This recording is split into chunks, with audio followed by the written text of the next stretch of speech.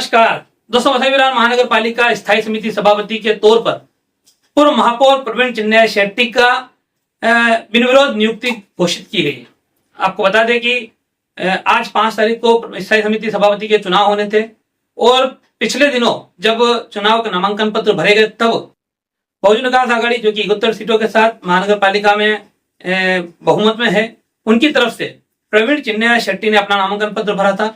साथ ही साथ प्रवीण शेट्टी के सामने उनके विरोध में भारतीय जनता पार्टी की तरफ से नीलेश चौधरी ने अपना नामांकन पत्र भरा था, लेकिन आज सुबह नीलेश चौधरी ने आकर अपना नामांकन पत्र वापस ले लिया, जिसके बाद प्रवीण शेट्टी के विरोध में कोई और उम्मीदवार बचा नहीं था।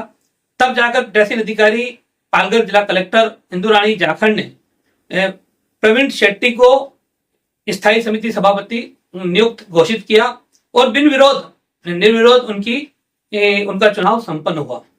अपने चुनाव के बाद प्रवीण शेट्टी ने सभी का आभार व्यक्त करते हुए ये कहा कि आने वाले समय में बजट और दूसरे कामों के लिए सभी को साथ में लेकर महानगर पालिका का विकास के राह पर महानगर पालिका को किस तरह से आगे ले जाया जाए उस पर काम किया जाएगा। हम सभी जानते हैं फरवरी मार्च का महीना है और नई महापालिका बैठने के बाद पहला बजट अभी हाल ही बहुत जल्द पेश होने वाला है। ऐसे में सभी को बजट से उम्मीद रहेगी जनता को, और देखा यह जाएगा कि प्रवीण शेट्टी का ये कार्यकाल कैसा रहता है। इस अवसर पर इंदु रानी जाखड़ जो कि पालघर कलेक्टर और पीठासीन अधिकारी, उन्होंने क्या कुछ कहा वो भी आप आगे सुनिए वीडियो में।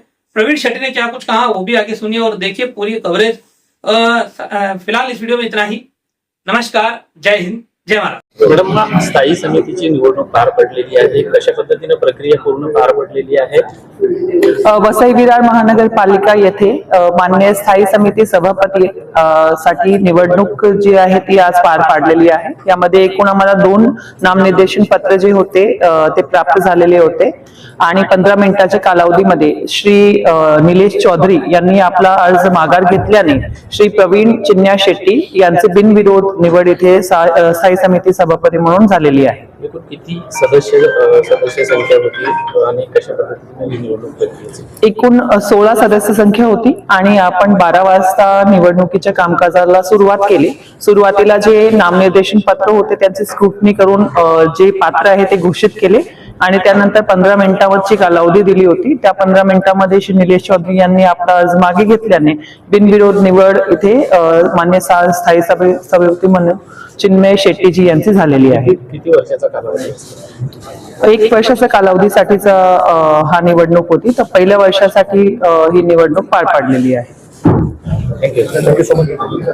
बाबा काय म्हणतील आज आपलं प्रवीण शेट्टी यांचं बिनविरोध निवड झाली, काय आनंद आहे, होणार होती बिनविरोध झाली याच्यात आनंद आहे।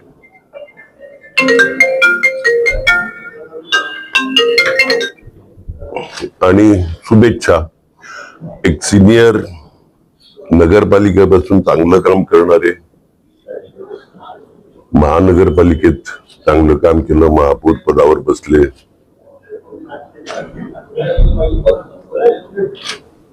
आज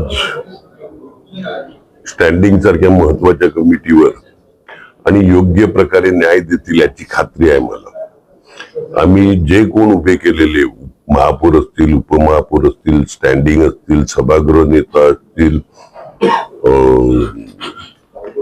प्रफुल्ल चाने, सगळे एकापेक्षा एक सरस आणि मेरिटवर आहेत सगळे।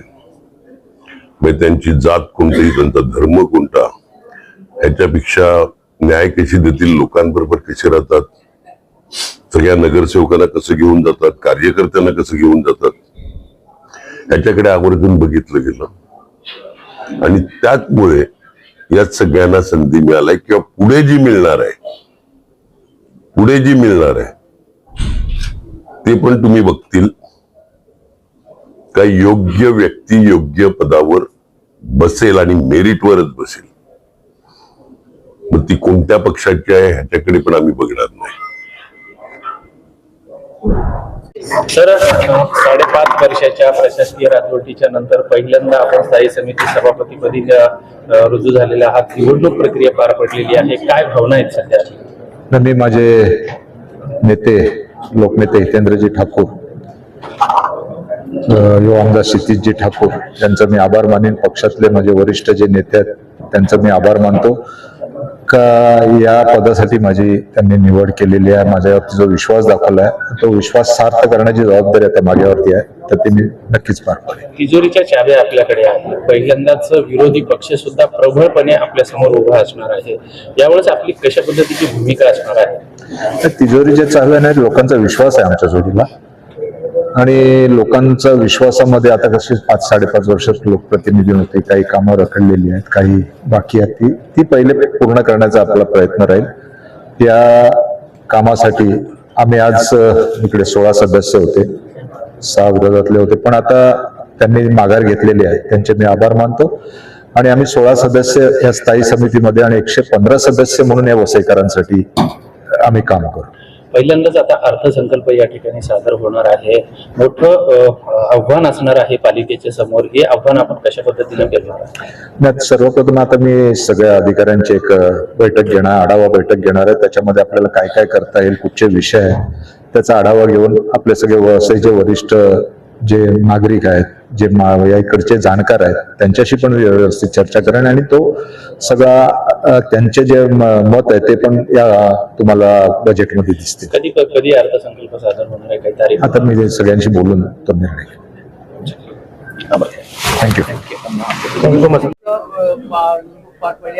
बिनविरोध तुम्ही माघार घेतली, काय बिनविरोध माघार घेण्याचं एकच कारण की बहुजन विकास आघाडीचे जे नेते आहेत, प्रफुल्ल साने आहेत, नारायण मानकर आहेत, प्रवीण शेट्टी आहेत, यांनी आमच्या वरिष्ठांची विनंती केली की ही निवडणूक आपली बिनविरोध व्हावी.